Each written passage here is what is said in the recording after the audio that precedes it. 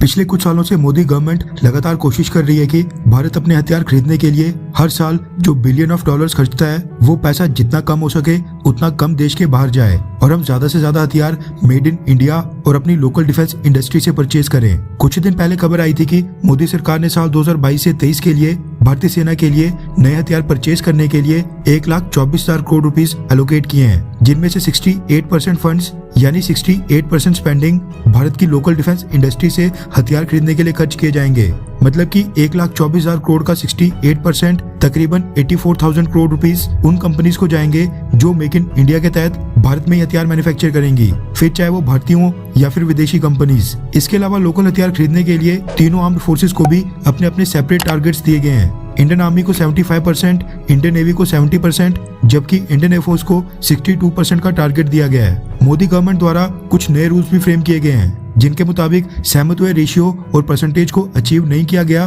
तो इसके लिए भारतीय सेना को डिटेल्ड एक्सप्लेनेशन देनी पड़ेगी और लिमिट से ऊपर की डील साइन करने के लिए डिफेंस मिनिस्टर का स्पेशल अप्रूवल लेना पड़ेगा, जो ये साफ दर्शाता है कि इंडिया को डिफेंस मैन्युफैक्चरिंग हब बनाने के लिए मोदी गवर्नमेंट काफी ज्यादा सीरियस है। लेकिन हमने कई बार देखा है कि साल शुरू होने से पहले सभी सरकारें सीरियस होती हैं, नए टारगेट सेट करती हैं, नए नए वादे करती हैं, मगर बात तो तब बने ना जब वो सेट किए हुए टारगेट्स साल के अंत में जाकर पूरे भी हों। साल 2021 से 22 का फाइनेंशियल ईयर पिछले महीने 31 मार्च को खत्म हो चुका है। अब ये देखना दिलचस्प हो जाता है कि क्या मोदी सरकार ने जो पिछले साल टारगेट रखा था क्या उसको पूरा किया भी है या फिर नहीं। रेफरेंस के लिए आपकी स्क्रीन के ऊपर एनडीटीवी इंडिया के आर्टिकल का स्क्रीनशॉट है, जिसके मुताबिक भारतीय सरकार ने जो पिछले साल टारगेट रखे थे वो ओवर अचीव कर लिए हैं, यानी टारगेट्स को पूरा करके उससे ज्यादा परफॉर्मेंस दी है। दरअसल मिनिस्ट्री ऑफ डिफेंस ने जानकारी दी है कि last year local defence industry के लिए टोटल कैपिटल एक्विजिशन का 64% बजट एलोकेट किया गया था, लेकिन पिछले साल भारत ने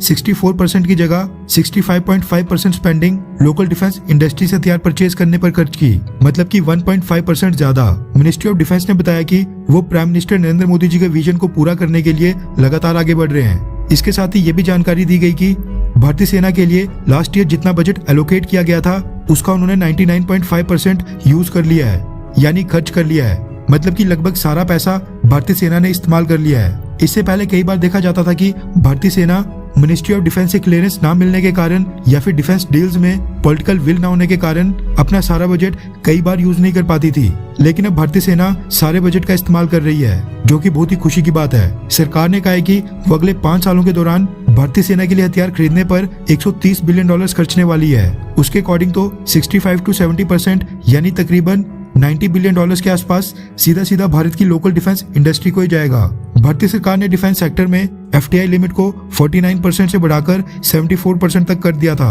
और कहा है कि अगर विदेशी हथियार निर्माता कंपनीज चाहें तो भारत में आकर हथियार मैन्युफैक्चर कर लें और यहाँ से दुनिया भर को एक्सपोर्ट भी करें। भारतीय सरकार उनको भी ऑर्डर्स देगी। मोदी गवर्नमेंट ने पिछले 2 सालों में 351 हथियारों की 3 लिस्ट रिलीज कर ली है, जिनमें मेंशन किए गए हर एक हथियार को भारत आने वाले समय में भारत में मैन्युफैक्चर करेगा। ये जो सारे प्रावधान किए जा रहे हैं इनके कारण सबसे बड़ा नुकसान हो रहा है अमेरिका, फ्रांस और रशिया को, क्योंकि अपने देश में हथियार बनाकर फिर उसके बाद भारत को भेजा करते थे, लेकिन अब ऐसा नहीं हो पा रहा है। खैर, सभी देश अपने अपने हितों को साधने की कोशिश करते हैं, भारत भी यहाँ पर बिल्कुल वही कर रहा है। वैसे आपको क्या लगता है कि मोदी सरकार ने डिफेंस सेक्टर में अच्छा काम किया है, हाँ या फिर ना? नीचे कमेंट करके अपनी राय जरूर बताएं।